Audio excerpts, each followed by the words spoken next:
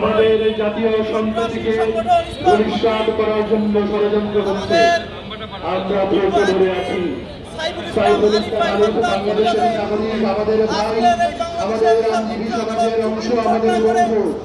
তাকে যেভাবে চট্টগ্রামের আদালত প্রাঙ্গণে দিয়ে হত্যা করা হয়েছে, এর নাম করে উগ্র হিন্দুত্ববাদী শক্তির এই অপশক্তির উত্তরের আমরা স্পষ্ট নজির দেখতে পাচ্ছি।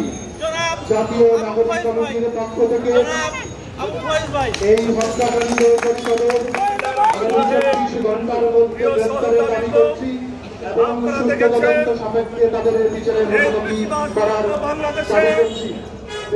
দেশবাসী, আপনারা দেখতে পেয়েছেন অক্ষশক্তি, দিল্লি, পতিত শেখ হাসিনা এবং আওয়ামী লীগ এবং আমাদের বাংলাদেশের বিরুদ্ধে বাড়ানো কালচারবিরোধী এবং এই উগ্র হিন্দুত্ববাদী বিভিন্ন সংগঠন এবং উগ্র হিন্দুত্ববাদ একসাথে হয়ে বাংলাদেশের রাষ্ট্রকে চ্যালেঞ্জ করছে, আমাদের গণতন্ত্রের বিরুদ্ধে চ্যালেঞ্জ করছে, বাংলাদেশের মানুষের ভবিষ্যৎকে চ্যালেঞ্জ করছে।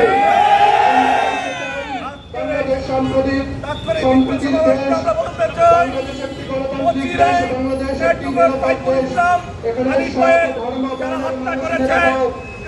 আমরা স্পষ্ট করে বলছি, হিন্দুত্ববাদ এবং হিন্দুত্বকে শুধু আলাদা। সাইফুল ভাইয়ের রক্ত, সাইফুল ভাইয়ের রক্ত, সাইফুল ভাই বলল কেন? সাইফুল ভাই বলল কেন? সাইফুল ভাইয়ের রক্ত, প্রশাসনকে অবিলম্বে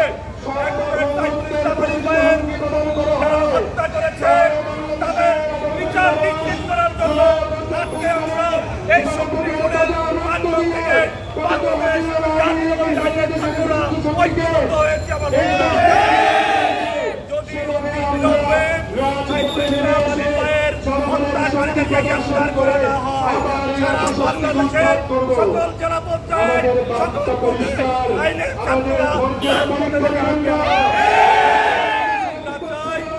অবিলম্বে সাইফুল ইসলাম আলী ভাইয়ের বিচার সুনিশ্চিত এবং বাংলাদেশের হিন্দুত্ববাদী সংগঠন, নিষিদ্ধ সংগঠন হিন্দুকে অবিলম্বে আইনের মাধ্যমে বাংলাদেশে নিষিদ্ধ করা হবে। সন্ত্রাসীরা বাংলাদেশকে এই দাবি জানিয়ে বক্তব্য শেষ করছি। বাংলাদেশ নাগরিক জাতীয় নাগরিক কমিটি জিন্দাবাদ। বাংলাদেশের জীবন সকল ক্ষেত্রে তারা বিশৃঙ্খলা সৃষ্টি করতে চায়। নিষিদ্ধ করার জন্য বাংলাদেশ জাতীয়তাবাদী আন্দোলন কেন্দ্রীয় সংসদের পক্ষ থেকে বিজেপি ডক্টর যারা রয়েছেন সরকারে সকলের কাছে দাবি থাকবে অবিলম্বে সন্ত্রাসী সংগঠন নিষিদ্ধ করা হবে।